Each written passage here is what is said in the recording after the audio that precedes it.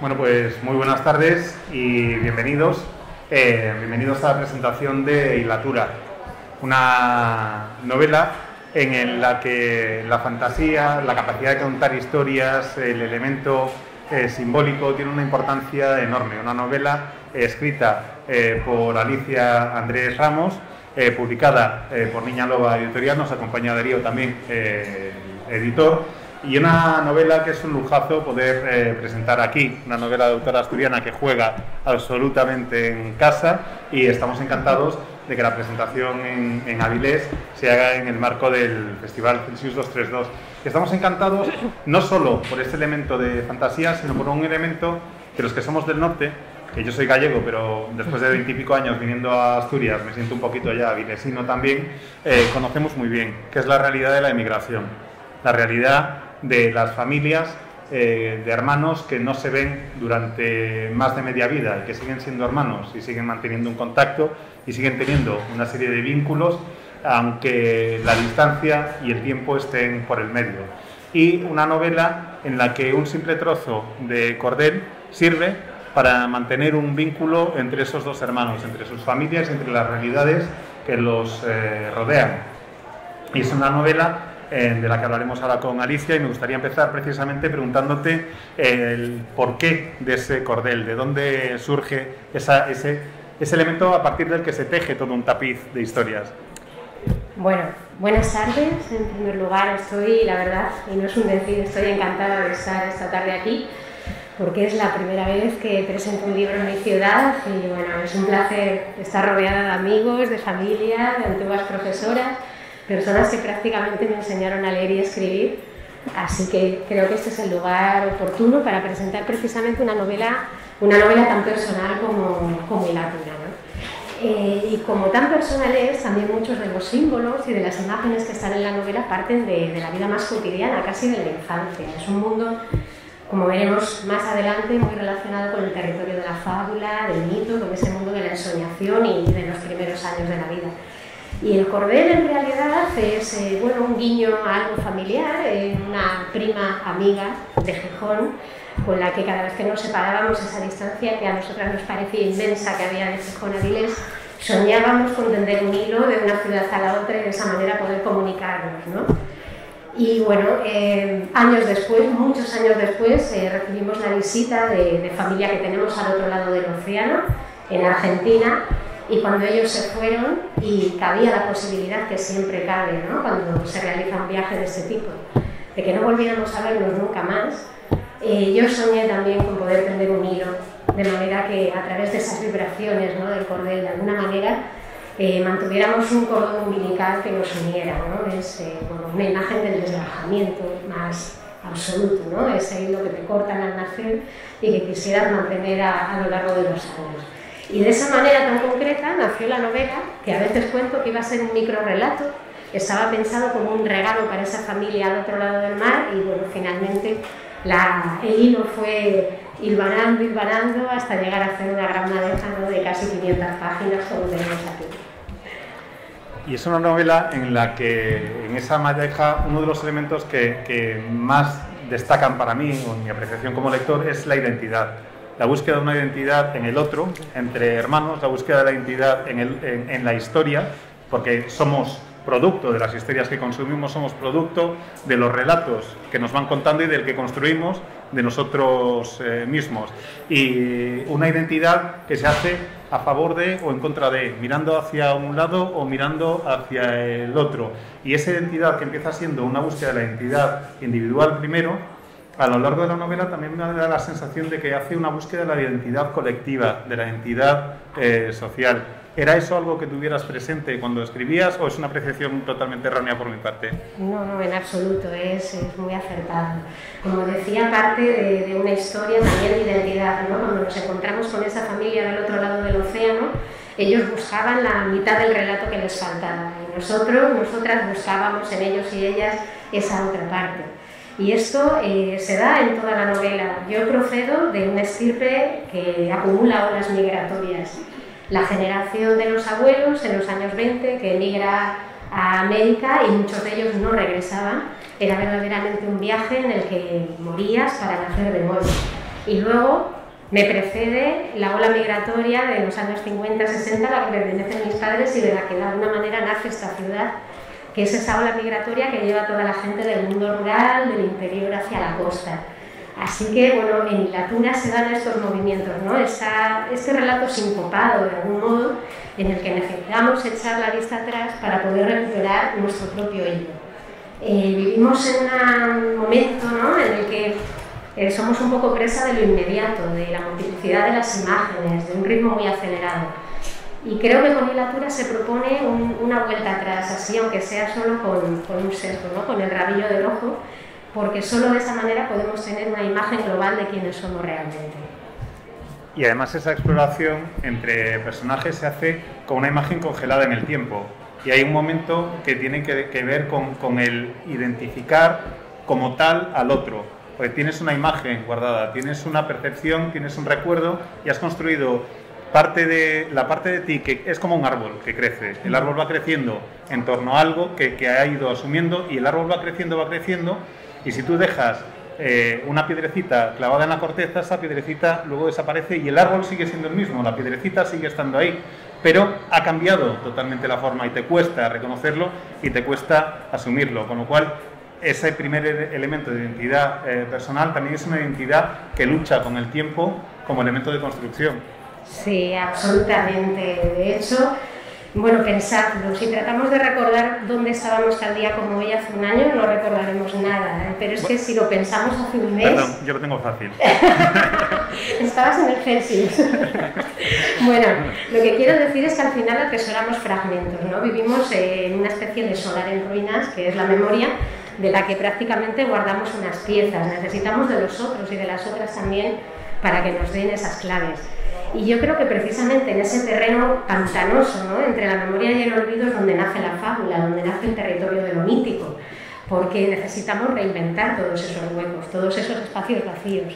¿Quién no ha tenido recuerdos no vividos, ¿no? Yo creo que la mayor parte de nuestra infancia está hecha de esas imágenes recreadas que quizás nos han contado otros, y este es un relato que entronca mucho con eso, ¿no?, con esa narrativa donde no solamente está una voz única, sino que es una voz colectiva. Yo siempre digo que es un tejido coral, ¿no?, una historia a modo de tela de araña donde se enhebran muchas voces y son también todas las voces del pasado y aquellas que nos acompañan y nos ayudan a contarnos en realidad nuestra propia historia. Y en ese sentido hay un elemento que me sorprendió mucho y es el que la aldea de los hermanos no tenga nombre, no puedas situarla. Está precisamente en esa frontera que acabas de describir, que lo convierte en un territorio mítico. Entiendes qué tipo de localidad es, pero no sabes exactamente dónde está, cómo está, en qué consiste. Es una identidad social, es un entorno que se define por los dos elementos, el campo y el mar a cada lado, pero que no tiene un proceso de reclamar su propia identidad en forma de nombre. Sí, no se trata ni de un Macondo, ni de Comala, ni de Santa María, ¿no? En ese sentido, como esos mundos míticos con una identidad muy fuerte. Me interesaba más contar el transcurso, en realidad, de lo que son 50 años de tiempo, pero que son 50 años que marcan el paso entre dos mundos. Ese paradigma que había en España, ¿no?, en los años 20, que es cuando comienza, de lo rural, ese mundo todavía un poco en tinieblas que yo aún conocía en mi pueblo castellano, donde no había ni alumbrado público entonces, y donde, bueno, la vida iba un poco regida por los ciclos naturales, de la tierra, de las cosechas, se vivía al compás de la naturaleza, ¿no? Y en 50 años llega poco a poco, ¿no?, y se muestra ese goteo lento y paulatino en el libro, el porvenir, ¿no? El porvenir y el progreso, que bueno, en los pueblos de nuestro país ha sido algo un poco malentendido, porque nos ha conducido pues, a un modelo bastante insostenible, ¿no?, de pueblos vacíos. Entonces me interesa más contar ese transcurso del tiempo en un lugar cualquiera, encajado entre la roca y el mar, y que esas voces se fundan de alguna manera en una sola voz dentro de su multiplicidad.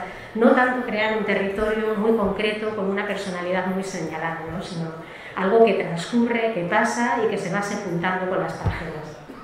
Y al mismo tiempo ese territorio define en parte también a los personajes. Aurelia no acaba de formar parte totalmente de su aldea, porque la aldea tiende a tirar hacia el mar y ella, al contrario, tira más hacia la tierra, hacia la naturaleza, y eso la separa un poco, y al mismo tiempo introduce también el elemento que es un clásico de la literatura y de la literatura fantástica y de la epopeya, que es el mar, como eso desconocido, como ese terreno que sirve a la vez de unión más o menos y sobre todo de separación entre los dos hermanos. ¿Podría decirse que Valentín es hijo del mar por lo que él vive y Aurelia es hija de la tierra? ¿Sería una comparación acertada? Sí, es una cualidad interesante y bueno, ahora que estábamos compartiendo un té, Darío, el editor y yo, comentábamos que bueno, en esta novela se da un territorio híbrido en realidad entre mis dos patrias, ¿no? Por un lado está ese pueblo castellano con todas sus costumbres de terrón, de surco, de siembra y cosecha, pero luego parece que ese territorio castellano con toda su cultura ahora tiene una salida al mar, ¿no? Y esa salida al mar desde luego es la salida de Asturias, de ese lugar donde yo crecí, que además vivió también un proceso de explosión, ¿no? La iglesia que conocieron mis padres era una villa marinera de poquitos habitantes y en unos años pues se convirtió en otra cosa bien diferente. Entonces se da un poco este territorio híbrido, como decía en las páginas, donde conviven las costumbres de la tierra, pero también los paisajes, las leyendas y toda la simbología del mar. Que al fin y al cabo en la novela el mar es una puerta que se abre a un, digamos, segundo escenario, que es el que no vemos, que es ese territorio de América, de la prosperidad, y no me interesaba que lo vieran solamente a través de la interpretación que Aurelia hace del hilo que la uña Valentín, porque eso era precisamente el viaje que hacían nuestros mayores, ¿no? Los abuelos cogían un barco y se iban durante un mes de travesía a un mundo que no habían visto en ninguna imagen, no había ningún modo de poder saber qué les esperaba al otro lado. Y ese viaje que empezaba, yo imaginaba siempre con el crujido de la rueda de un carro, ¿no? Hasta que llegaban, creo que por aquí en el norte embarcaban por Vigo y bueno, en Asturias también, hasta que llegaban a otro planeta. Y me interesa que ese territorio permanezca así, un poco en las interpretaciones, en lo sutil, ¿no? Casi en el territorio del imaginario. Es que en el momento en el que se produce esa emigración, ya no solo en el relato, que desde luego, pero yo creo que también lo que vivieron nuestras familias, entra un elemento de la fantasía, de lo fantástico, que es innegable, porque no puedes evitar pensar qué estará viviendo, qué estará pasando, cómo será la vida de mi hermano que está cruzando el mar, cómo es el océano, cómo es esa sensación de estar un mes ahí metido, y al mismo tiempo el que está haciendo ese viaje está adquiriendo rasgos nuevos de su propia identidad, está dejando atrás su historia y está pensando en lo que ha dejado. ¿Cómo estarán? ¿Qué les pasará? ¿Habrá crecido? ¿No habrá crecido? ¿Cuánto me dirá? ¿Qué le estará ocurriendo en la vida? ¿Estará bien? ¿Estará mal?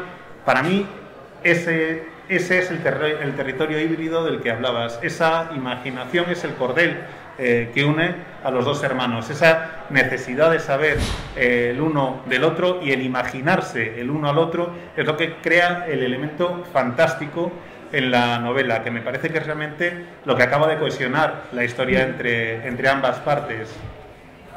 Sí, verdaderamente quedaban en aquella época las cartas. Aquí lo hemos dejado ya como en la espina dorsal, ¿no? Ya ni siquiera una carta. Ya es un hilo que se mueve porque está atado a la muñeca de Valentín. Se lo ata a su hermana, que es hilandera, antes de que coja un barco y parta hacia América.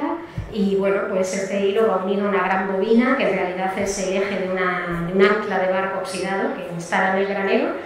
Y durante toda una vida juega a interpretar esos movimientos del hilo y saber si su hermano está sufriendo, cómo está viviendo. Y bueno, y me gusta situar el libro exactamente aquí. En realidad no sabemos si eso es cierto, ¿no? Como en un momento dado un personaje le dice a Aurelia y se ha cortado el hilo y lo ha atado a un bajel, un barco, ¿no? Pero dentro de su memoria eso funciona, ¿no? Dentro de su mente. Y creo que lo fantástico en Hilatura nace precisamente de ahí, ¿no? De los espacios en blanco, y también, como muchas veces hemos comentado Darío y yo, nace precisamente de ese mundo en realidad que no se despega demasiado de lo real, ¿no? Nace del asombro, casi digamos, ¿no? Cuando alguna vez me han preguntado por lo del realismo mágico, bueno, a mí me parecía que en realidad no se trata de un relato de lo real con algunas pinceladas, sino que la magia nace precisamente de donde nacen las leyendas, los mitos y las fábulas, que es del asombro ante lo cotidiano. Bueno, yo he oído contar historias a nuestros mayores ahí en el pueblo que en realidad eran pura fantasía, pero bueno, eran sus relatos de explicación de ese mundo, ¿no? Y la Tura está plagado de todo eso, en ningún momento se desmiente si esto sucede o no sucede en la realidad, pero tiene una entidad en cuanto a que son sucesos interiores también. No todo lo exterior es lo que tiene un mayor peso, ¿no? Son sucesos mentales y como tales tienen un valor y aportan algo al relato de nuestros días. Es que no puedes dejar que la realidad te impida contar una buena historia. Es más importante esa historia porque esa historia es el relato que te cuentan y que te cuentas de ti mismo y que construyes en función de lo que estás viviendo a cada momento. Y ese hilo que va girando y ese cordel entre los hermanos no solo los enreda a ellos, por otra parte, sino que enreda también a más gente. Y poco a poco el hilo se convierte en un tapiz. Y poco a poco te das cuenta de que ese hilo que podíamos tener cada uno de nosotros se entrecruza en cada momento y crea telas de araña y se retuerce y sube y baja y viene. ¿Cómo te lo planteaste al escribir la novela? ¿Tenías alguna idea de por dónde iban a ir los tiros o te imaginabas las intersecciones e ibas tejiendo sobre la marcha? Pues te seré totalmente sincera. Decía Cortázar que había escritores de brújula y de mapa. Y yo, antes de escribir Hilatura, que es mi primera novela, pues había escrito relato, había escrito teatro también y había sido totalmente una escritora de brújula. Esto es, algo en el exterior pues me llamaba la atención, captaba mi asombro, me emocionaba y a partir de ahí tenía una vaga idea de dónde quería llegar y iba de una manera intuitiva desarrollando un argumento. Cuando empecé a escribir Hilatura, traté de utilizar mi brújula, pero en el momento en que llevaba 40 hojas sobre la mesa me di cuenta de que no era posible continuar con ese método. Y entonces me convertí de una manera bastante dichosa en una escritora de mapas, esto es hacer lo que nunca había hecho, que son cronologías, fichas de personajes, demás. Detrás y debajo de la novela hay todo un armazón estructural, que no se cuenta en la mayor parte de los casos. No se van dando apenas alguna fecha, ¿no? Pero puedes inferir por algunos acontecimientos la época en la que estamos y demás. Y todo el mundo de los objetos, ¿no? Que también se detalla de forma muy minuciosa. Pero a mí esa armazón en realidad me sirvió para poder crear algo más cercano a lo humano y menos a lo literario. Porque comprendí de algún modo en este proceso que el aire no puede estar sustentado sobre el aire, que tiene que tener algo mineral que lo sostenga. Y el saber un poco lo que estás haciendo en realidad no impide que luego vueles. Así que para mí ha sido también una evolución como escritora. No quiero dejar pasar esta presentación sin darle la palabra también a Darío. Desde luego, creemos que la novela es el elemento clave en este tipo de presentaciones y como formato para que la historia llegue al lector. Pero una novela, desde luego, no existe sin su autora, pero no puede existir de ninguna de las maneras sin su editor, sin su editorial. Y tenemos la enorme suerte de contar con Niña Loba, con presencia en el festival por primera vez, y es un verdadero placer y es un orgullo y es un lujazo el ver que se están haciendo aquí cosas, que están surgiendo, la posibilidad de que las historias que se están creando encuentren un público, encuentren una forma de llegar hasta los lectores, y me gustaría, bueno, pues en primer lugar que nos hables un poco de lo que es Niña Loba como tal, y luego que nos expliques cómo fue el proceso cuando recibiste el manuscrito de Alicia, cómo te involucraste, si hubo un toma y daca precisamente de correcciones, pero ir haciendo las preguntas de una en una, que es que me vengo arriba y luego... Bueno, pues Niña Loba nace, muchas gracias a todo esto, las primeras palabras he dicho 3 o 4, es un lujazo y las repito y las nombro, muchas gracias por todo. Yo también me siento muy bien de estar aquí por primera vez, además. Niña Loba es una editorial vocacional, ¿no? En las que dices, mira, yo quiero hacer libros buenos y quiero hacer libros negros, ¿no? Entonces dices, no sé si me hace rico, creo que no, pero sí voy a ser feliz. A veces tampoco, porque esto es un follón que te voy a contar, ¿no? Pero creo que estamos haciendo cosas interesantes, ¿no? Cuanto menos, y Hilatura es una prueba de ello, ¿no? Yo creo que todo el mundo que ha ido a Hilatura, poca gente dice no me ha gustado, ¿no? Eso creo que se nota. A mí me gusta mucho la presentación que hice con Alicia del libro, la empecé con una batallita de editor, y es que yo cuando leí el manuscrito dije, a ver, Hilatura, concreta. Es que leí la primera frase y ya dije, esto lo quiero editar. Eso le pasó también al editor de García Márquez con 100 años de soledad, porque me pasó lo mismo, leí la primera oración y dije, esto lo quiero editar. Claro, el libro sigue avanzando y dije, claro, esto es muy largo, me gusta mucho, es muy bello, pero es muy largo, esto va a ser un trabajazo. Esto va a ser... Y al final dije, acabé el libro, emocionado, que lo acabé y dije, esto, como yo lo edite, me voy a estar repitiendo toda la vida, ¿no? Ya le escribí a Alicia, oye Alicia, quiero editar tu libro. No sé si van a ser en un tomo, en 2 tomos, porque es verdad que es un libro voluminoso, ¿no? Pero yo sí que quiero editarlo, me ha encantado. Y nada, ahí estuvimos, pues a partir de ahí, pues 1 año más o menos de proceso de edición, entre correcciones, entre revisión de gaveradas, algunas propuestas que hicimos, el tema de la cubierta, el diseño, todo lo que conlleva el libro, ¿no? Y ya cuando salió, dije, ay, qué bien, Alicia, y que por fin está, ¿no? Yo lo viví con mucha ilusión, y al ser también un libro voluminoso, un libro largo, claro, te llevas muchas horas trabajando en él, mucho esfuerzo, y claro, estableces una relación personal con él también, con los personajes y todo, ¿no? Yo lo viví pues como la embarazada, ¿no? Que va a dar a luz, y creo que tú, Alicia, pues más o menos, ¿no? Bueno, para mí la verdad es que ha sido la mejor experiencia editorial que he tenido. Porque a veces puedes publicar en editoriales más grandes, pero el libro es tratado, bueno, pues como algo más que está ahí, ¿no? Sin temas de importancia, aparece con erratas. Bueno, se trata con menos cariño, con menos cuidado. Y yo recuerdo cuando descubrí la página web de la editorial, me gustó mucho algo. No sé si es un recuerdo no vivido de esto que os decía antes o si realmente es algo de la página.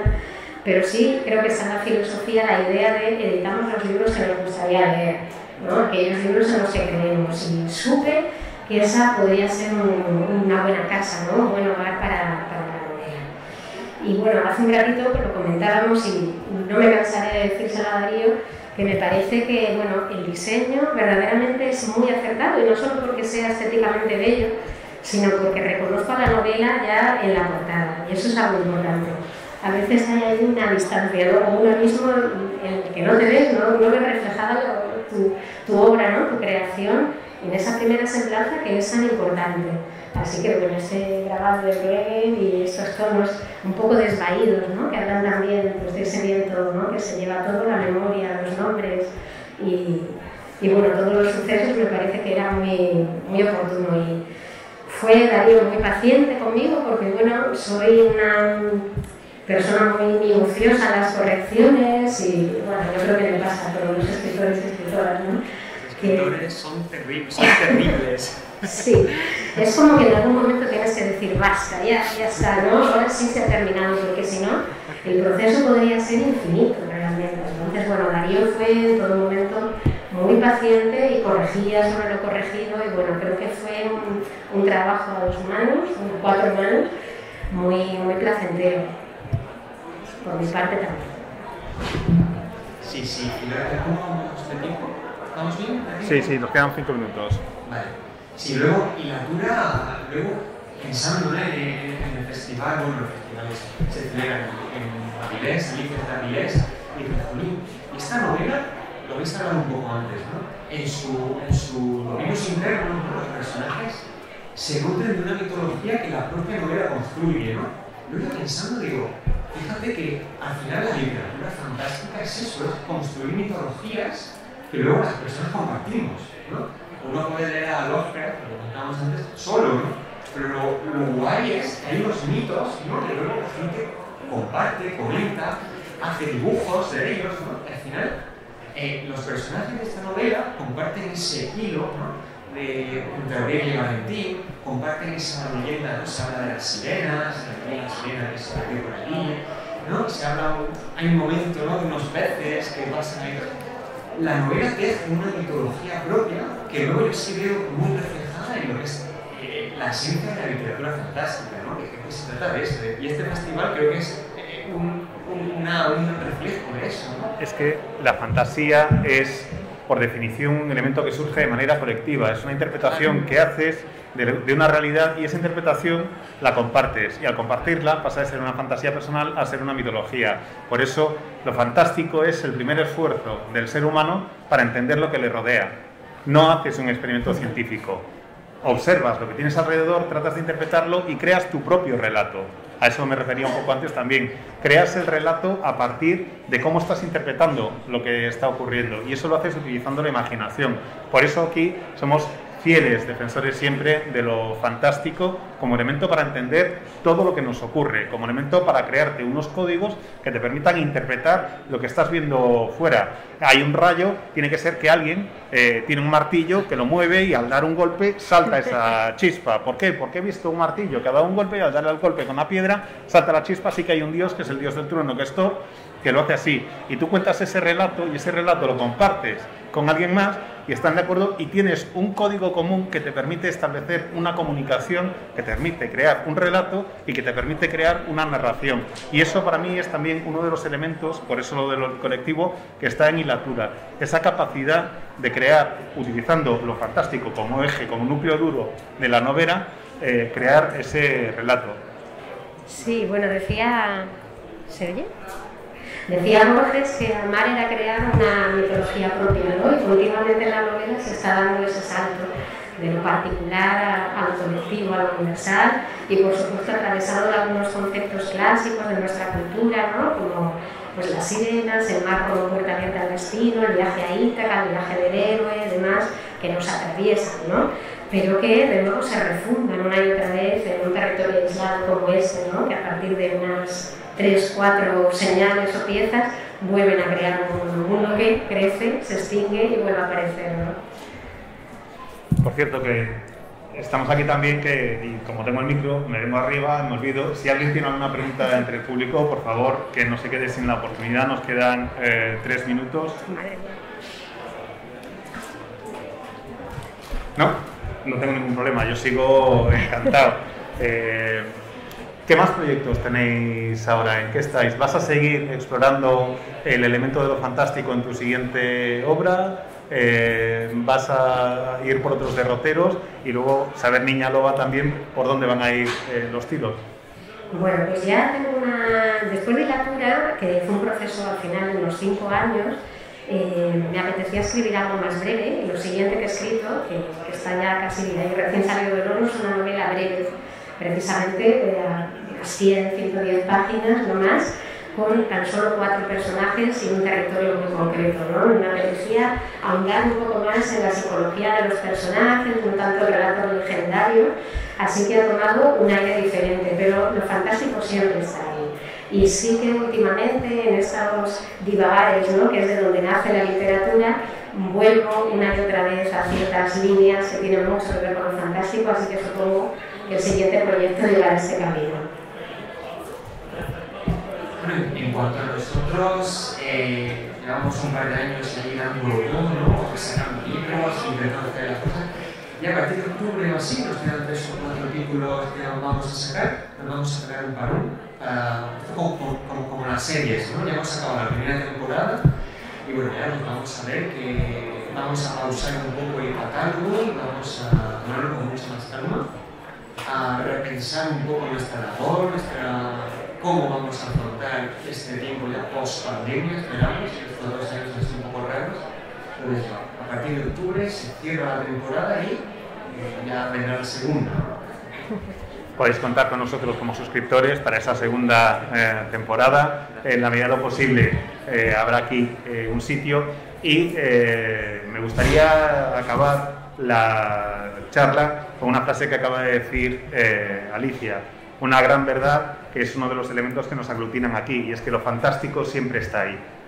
Volvemos una y otra vez a lo fantástico, volvemos una y otra vez porque tenemos la necesidad de contar historias, porque tenemos la necesidad de crear historias, y las historias se crean imaginándolas, y las historias se crean dándole forma, las historias se crean enrollando palabra tras palabra para crear un relato, sea de la forma que sea. Y cuando el relato es tan bueno como es el caso de Hilatura, yo creo que deberíamos despedir a su autora, yo soy editor, dándoles las gracias con un fuerte aplauso.